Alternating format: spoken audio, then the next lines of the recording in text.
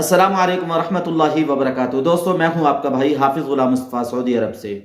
دوستو آج کی تازہ ترین افسوسناک ہولناک یعنی ایک بڑا حادثہ پیش آ گیا جسے دوستو سنا نہیں جا سکتا، جسے بیان کرتے وقت بھی انسان کو تکلیف ہوتی ہے۔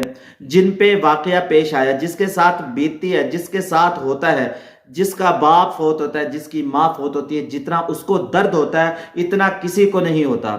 دوستو بڑا عجیب واقعہ پیش آیا اس واقعے کے اندر، اس سفر کے اندر جو واقعہ پیش آیا، جس میں بہت سارے عمرہ زائر تقریباً 42 کے قریب دوستو وفات پا گئے، اپنے اللہ سے ملے یعنی شہید ہو گئے، جس میں میاں بیوی بھی تھے، جس کے ماں باپ تھے وہ بیچارہ یتیم ہو گیا، جس میں باپ بیٹا تھے، ماں بیٹا تھے، یعنی اس طرح کے بہت ساری فیملیز تھی۔ اور ایک گروپ تھا نومبر کو مکہ مکرمہ میں انڈیا سے آیا۔ مکہ مکرمہ میں ان کے دن بڑے خوشحال گزرے، بڑے اچھے گزرے۔ رات کے وقت میں انہوں نے انڈیا کے اندر کالے کی، اپنے دوستوں کو بتایا کہ ہم صبح مدینہ منورہ جائیں گے۔ مدینہ منورہ جاتے وقت دوستوں بس کا حادثہ پیش آیا۔ ساری تفصیل آپ لوگوں سے شیئر کر رہا ہوں۔ ایک انتہائی افسوسناک اور دل دہلانے والی خبر سامنے آئی ہے۔ مکہ مکرمہ سے مدینہ منورہ جاتے ہوئے ایک زائرین کی بس ہولناک حادثے کا شکار ہو گئی، جس میں 42 افراد جان بحق ہوئے، جن میں کئی بھارتی خصوصاً حیدرآباد کے رہائشی شامل تھے۔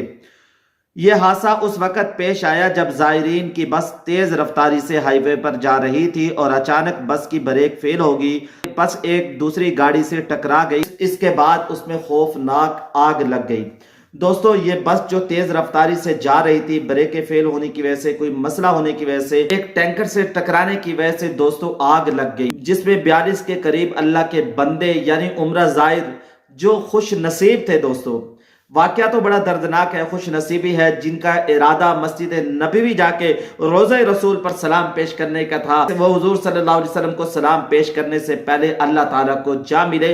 موت تو ایک اچھی ہے، لیکن دوستو دل دہلانے والا واقعہ ہے۔ اللہ تعالیٰ ان کے گھر والوں کو صبر جمیل عطا فرمائے۔ شاہدین کے مطابق حادثہ اتنا شدید تھا کہ بس کے دروازے جام ہو گئے اور کئی لوگ اندر ہی جلس کر جان کی بازی ہار گئے۔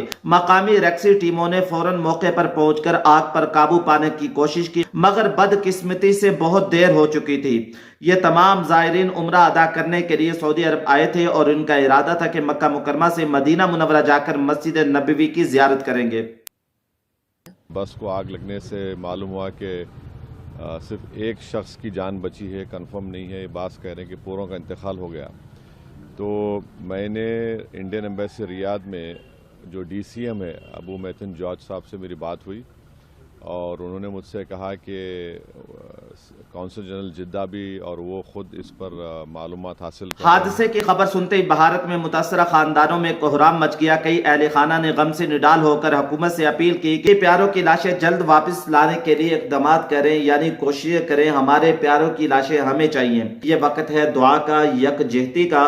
ہم ان سب کے لیے دعا کریں، اللہم اغفر لہم، اللہم ارحمہم، اللہ تو ان کی مغفرت فرما، اے اللہ تو ان کے اوپر رحم والا معاملہ فرما، یا اللہ ان کے جو گھر والے ہیں ان کو صبر جمیل عطا فرما۔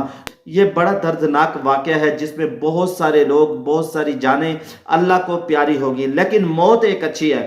بہت سارے لوگ یہ دعا کرتے ہیں، یا اللہ مجھے مدینے کی موت عطا فرما، مجھے جنت البقیع میں جگہ عطا فرما۔